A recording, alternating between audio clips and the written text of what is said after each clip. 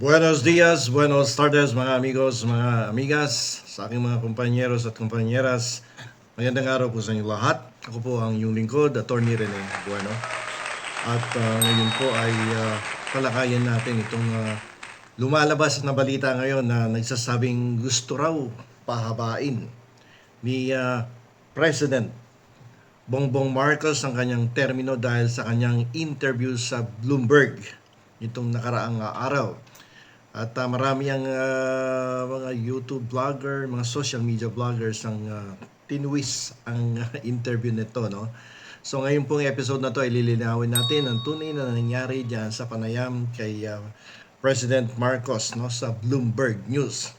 Ang headline doon ay Philippines Marcos airs fears, no, that former ally could undo his legacy.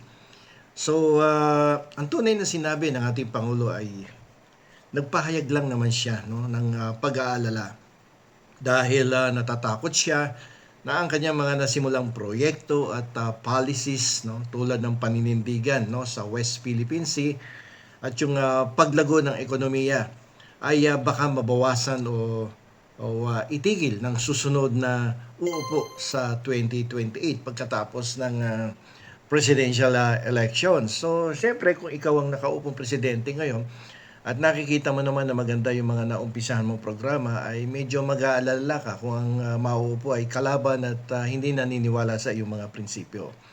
So dito sa balita na to, wala siyang sinabi na gusto niyang manatili sa pwesto.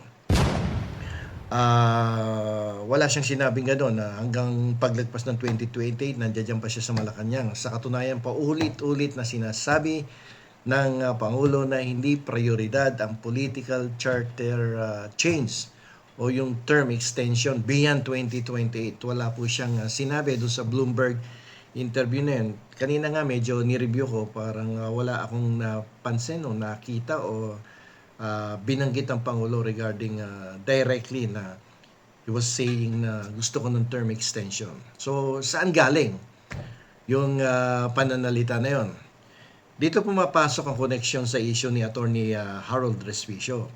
Yung mga agresibong hirit tulad ng pagtawag ng Tangi A at mga pananakot ay nagmumula sa maling interpretasyon o spin ng mga kritiko.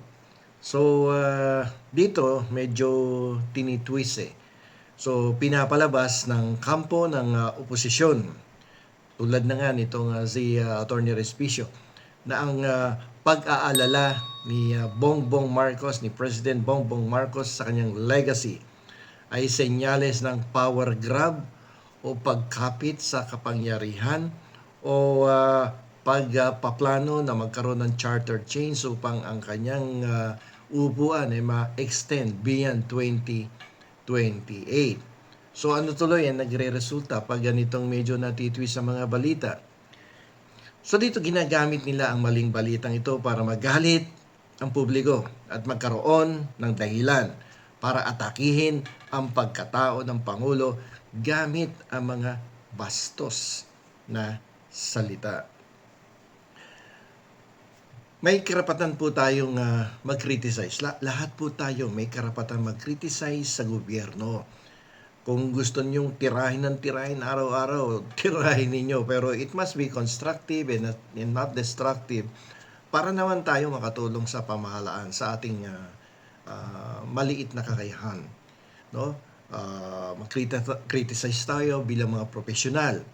Lalong-lalo na yung mga abogado, dapat itong gawin ng may basihan at respeto. Yung pag-criticize mo, palaging may respeto dapat. No? Yung pagkakalat ng fake news na kesyo gusto ni BBM na lumagpas sa 2028 ay isang halimbawa ng misinformation na nagdudulot ng gulo sa ating lipunan. So, iwasan na po natin yung mga ganong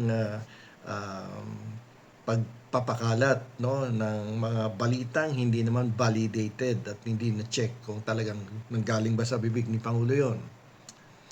So, ang usaping ito hindi lamang po tungkol sa isang salita na gaya ng Tangi A o sa isang interview sa Bloomberg.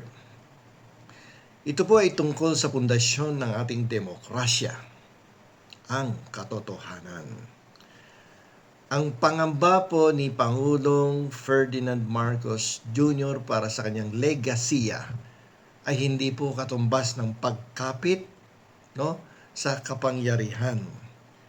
Wala pong ebidensya, wala pong pahayag, at wala pong kilos na nagpapatunay na nais niyang lumagpas sa 2028. Ito pong pagpapakalat ng ganitong maling negatibo na naratibo ay isang paraan. Ito po ay isang paraan lamang upang bigyang matwid ang kawalan ng respeto at paglapastangan sa ating mga institusyon. Bilang mga mamamayan at lalo na para sa mga nasa propesyon ng batas,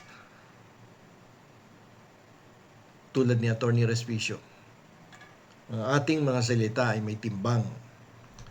Ang paggamit ng bastos na pananalita at pagpapakalat ng misinformation ay hindi po tapang.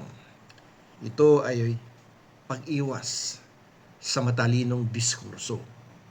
Kapag ang isang abogado ay gumamit ng pananakot sa halip na katwiran o batas, hindi lang ang Pangulo ang inaatake niya, kundi ang mismong dangal ng kanyang sinumpaang tungkulin. Huwag po tayong magpadala sa mga headlines, no? Yung mga headline na spin o gawa-gawa lamang. Ang tunay na lakas ng isang bansa ay wala po sa talim ng mura, kundi sa linaw ng katotohanan. Sa gitna po ng mga ingay sa politika, manatili po tayong mapanuri dahil ang maling impormasyon ay may mas mapanganib, no? Mapanganib sa ating bansa kaysa sa anumang politikal na hidwaan. So bago po tayo maniwala, uulitin ko, let us try to check and validate the news report or the information na pinapalabas ng mga ilang mga nasa social media platform. Kailangan po nating maging mapanuri at hindi basta-basta maniniwala. Kapag nakarinig kayo ng isang balita na kayo ay may pagdududa, try to research it. Double check.